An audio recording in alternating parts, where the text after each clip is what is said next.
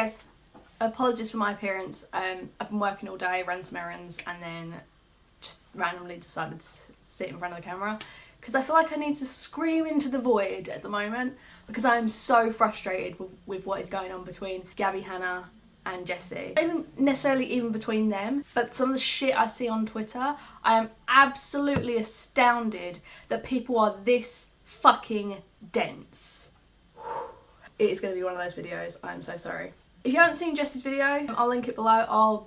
To be fair, I'll link Gabby's video below as well, which was one of the reasons why Jessi decided to post 10 minutes of 3-hour phone call, and then Gabby posted the full 3-hour phone call so that there's context to everything she said. Gabby talking about the TMZ article, everything that's led up to basically to 2021.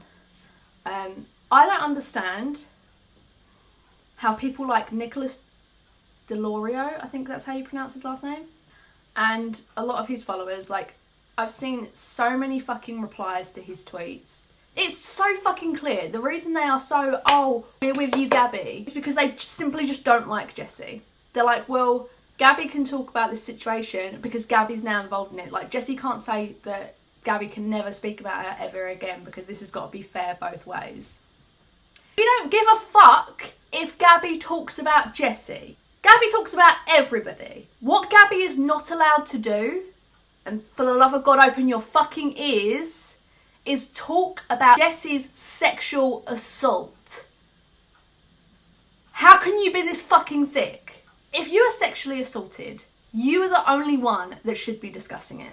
To continually, as someone who was not involved in this situation at all, Gabby has no reason to be talking about this. And what actually really pissed me off was the fact that Gabby turned around in her video and said that she's removed part of the conversation because it's about her situation and she is not comfortable sharing that. She has got every right to remove that. Completely agree. However, it would have been nice if she did the same with Jessi. I personally have not been able to listen to the 3-hour phone call, and I refuse to, because I've heard from where I've read on Twitter, I probably won't be able to re-find them because this was about 5 days ago, but I have seen people say that they go into detail about Jessi's rape.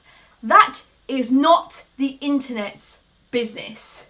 No one needs to fucking hear that. If Jessi wants to talk about it, she should be talking about it. But to release the 3-hour phone call and not edit that out, what the fuck is wrong with you? And by the way, fuck Curtis Lepore. He seriously came back on Twitter and turned around and said that people are making up lies.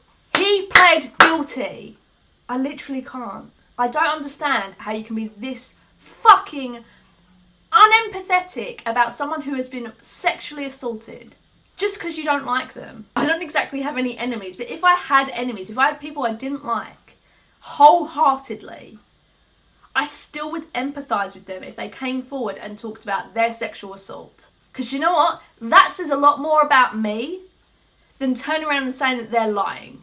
Anyone that has, especially a large Twitter following, and saying they clearly don't believe Jessi. And by the way, people that continue to following accounts that are clearly so anti-survivor, and yet these are the people that turn around and say that they support every survivor's story.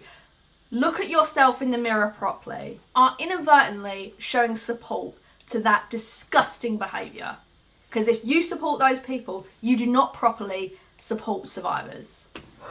Sorry, I had to really get that out because, wow.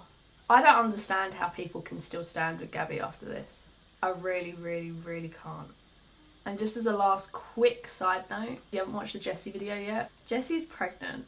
Putting her through this stress over her sexual assault re-traumatises her every time.